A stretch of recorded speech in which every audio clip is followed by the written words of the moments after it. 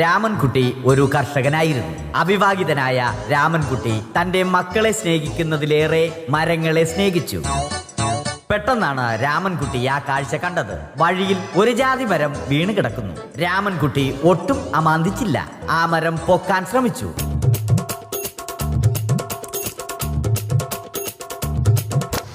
നടക്കുന്നില്ല. പിന്നെയും പിന്നെയും പൊക്കാൻ ശ്രമിച്ചു.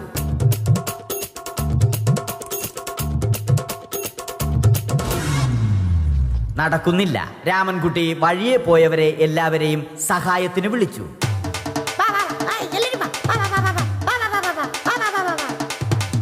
ആരും വന്നില്ല. അവസാനം കുടുംബശ്രീ യൂണിറ്റിൽ തൊഴിലുറപ്പിന് പോകുന്ന പെണ്ണുങ്ങളെ സഹായത്തിന് വിളിച്ചു.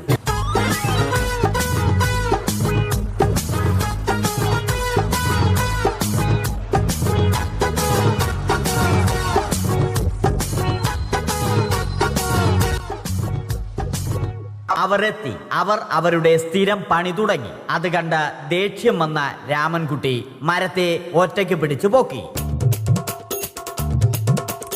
അത്ഭുതമെന്ന് പറയട്ടെ, മരം നേരെ നിന്നു.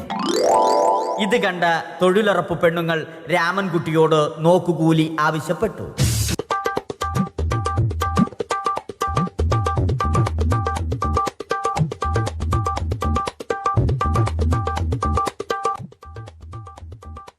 പോക്കറ്റില്ലാത്ത ബനിയൻ ധരിച്ച രാമൻകുട്ടിയുടെ പോക്കറ്റ് വരെ കീറിയിട്ടാണ് പെണ്ണുങ്ങൾ പോയത്.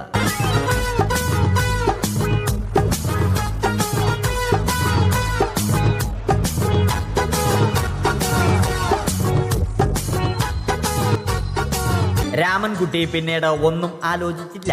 മരത്തിന് ഫാക്ടംബോസ് 2020 സെപ്റ്റംബർ 14 നൽകി. മരം തഴച്ചു വളർന്നു. ഇത് കണ്ട് രാമൻകുട്ടിക്ക് സന്തോഷം വന്നു. സന്തോഷം വന്നാലും ദുഃഖം വന്നാലും രാമൻകുട്ടിക്ക് മരത്തിനു ചുറ്റും ഡാൻസ് കളിക്കുക എന്നുള്ളത് രാമൻകുട്ടിയുടെ മാസ്റ്റർ പീസ് ആയിരുന്നു. ആ മാസ്റ്റർ പീസ് രാമൻകുട്ടി ഇവിടെയും എടുത്തു. ദിഷ്ടതമാത്രയേ നിർമ്മല സ്നേഹത്തിൻ യതുകുല കാമ്പോജി ക്ലിഞ്ഞു ക്ലിഞ്ഞു സൗണ്ട്സുള്ള തത്തേ തത്തമ്മേ തത്തക്കുട്ടി.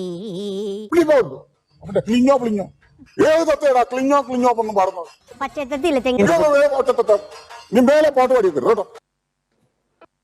രാമൻകുട്ടി ദൈവത്തോടായി പ്രാർത്ഥിച്ചു. നിങ്ങൾ എനിക്ക് ആയുസ്സും ആരോഗ്യവും തരൂ.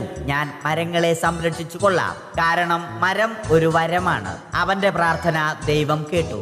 ആ മാവിൽ നിന്നും വീണ തേങ്ങ രാമൻകുട്ടി മോങ്ങാതെ ഇരുന്നു തിന്നു. അപ്പോഴാണ് രാമൻകുട്ടി മറ്റൊരു കാഴ്ച കണ്ടത്. രാഘവൻ വരുന്നു.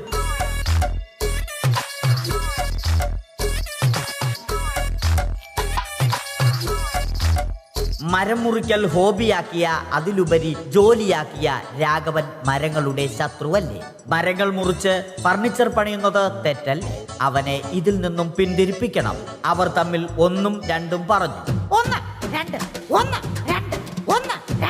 സംസാരം മൂത്ത് വാക്കേറ്റമായി. അത് പിന്നെ അടിയിൽ കലാശിച്ചു.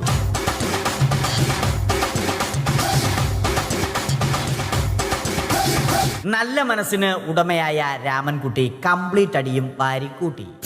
ഒടുവിൽ രാമൻകുട്ടി സർവ്വധൈര്യവും സംഭരിച്ച് രാഘവനോടായി അലറി.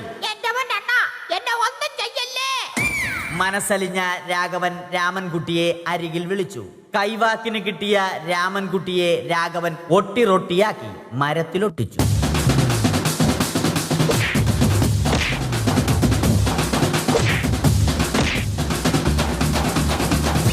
ഇന്നത്തെ പണി കഴിഞ്ഞ രാഘവൻ സംതൃപ്തിയോടെ വീട്ടിലേക്ക് മടങ്ങി.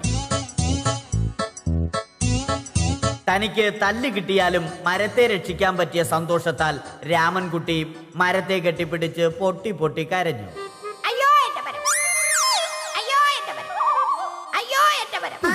കാരണം മരം ഒരു വരമാണ്.